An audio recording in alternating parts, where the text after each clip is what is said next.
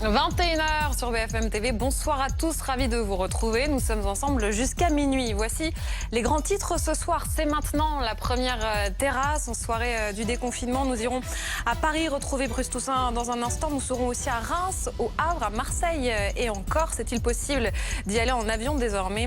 On demandera à Mathias Tesson. L'élite, c'est moi. Didier Raoult s'exprime dans une nouvelle vidéo pour répondre à ses détracteurs. Le professeur Didier Raoult qui sera l'invité de BFM TV demain soir, à suivre sur notre antenne à partir de 18h30.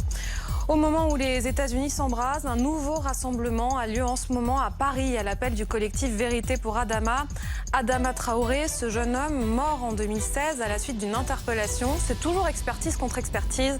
Ce soir, nous apprenons qu'une expertise demandée par la famille établit que la mort a été causée par asphyxie en raison du plaquage ventral. Et puis nous irons aux États-Unis où les manifestations continuent, où les couvre-feux sont désormais plus nombreux et plus sévères. Donald Trump s'est présenté comme le président de la loi et de l'ordre. Il a aussi menacé de recourir à l'armée pour faire cesser les violences. Bonsoir à tous et bonsoir Bruce Toussaint. On va passer ensemble la première soirée de la phase 2 du déconfinement. Ça y est, la liberté redevient la règle avec notamment la réouverture des restaurants. Bonsoir Bruce, vous êtes donc notre guide ce soir dans la capitale. Est-ce qu'on peut dire qu'elle ressemble à une terrasse géante ?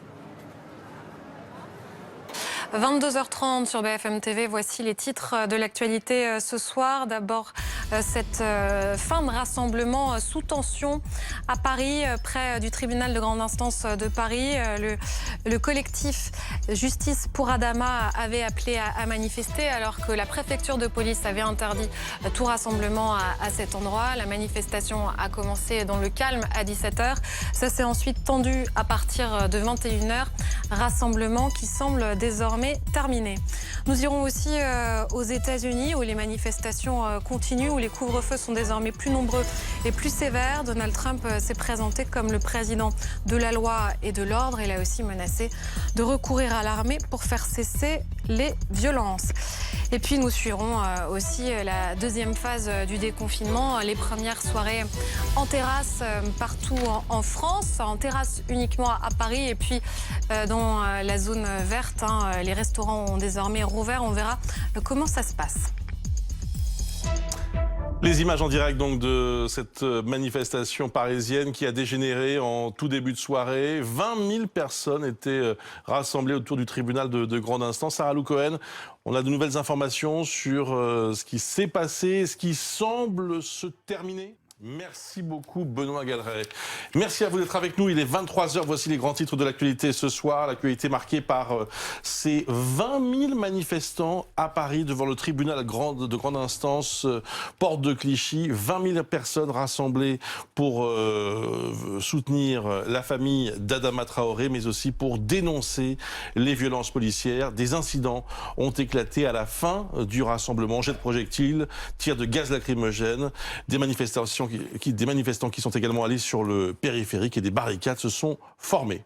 Nous irons aussi aux États-Unis où les manifestations continuent. Les couvre-feux sont désormais plus nombreux et plus sévères. Donald Trump s'est présenté hier comme le président de la loi et l'ordre. Il a aussi menacé de recourir à l'armée pour mettre fin aux violences.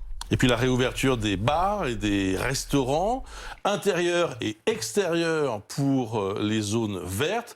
En Ile-de-France, uniquement les terrasses. Beaucoup de monde aujourd'hui et même ce soir autour des restaurants pour cette reprise tant attendue.